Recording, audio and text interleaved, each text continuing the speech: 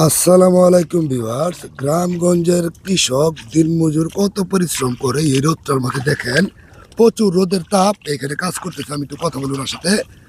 আসসালামু আলাইকুম। ওয়ালাইকুম সালাম। ভাই কেমন আছেন? আল্লাহ রাখছে বালাই। একটু দাঁড়াবেন, একটু কথা বলি, একটু দাঁড়ান। কেমন আছেন? বালাই। ভালো আছেন? এই রোদ্রের মধ্যে এত পরিশ্রম করতেছেন, আজকের আপনাদের পারিশ্রমিক কত? 700। 700 টাকা। 700 টাকা পাবেন। কয়টা থেকে কয়টা থেকে কাজ করবেন? 6টার তনে সন্ধ্যা 8 পর্যন্ত। 6টা তৈরিতে হ্যাঁ।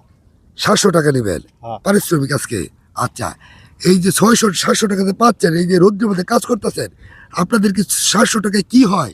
এইটা হয় না কিছু কোনো রকমে আর কি 8 বাজার চলে কোনো ভাগে। কোনো রকমের কি চলে, এমনি কোনো হয় না আর কি, কাজ করে খাইতেছেন এটাই আর কি।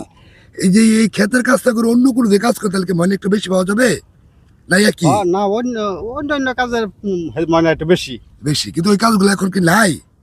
এটা ওহন নাই। অহন নাই আর কি, পরে আর কি পাওয়া যাবে না। পরে পাওয়া যাবে।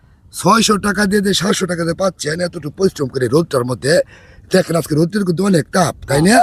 তাহলে আপনাদের বাজার ঘাট কি অবস্থা বলেন তো একটু। এটা কোনো রকম চলে আর কি, কোনো রকম আনন্দ। কোন রকম একটা আনলে হ্যাঁ। আরেকটা আনন্দ না। আরেকটা আনলো জানে, এভাবে আর কি চলা তো করা হয়, তাই না? দেখছেন একজন মানুষ কত পরিশ্রম করে, কঠোর পরিশ্রম করে গ্রামের মানুষ।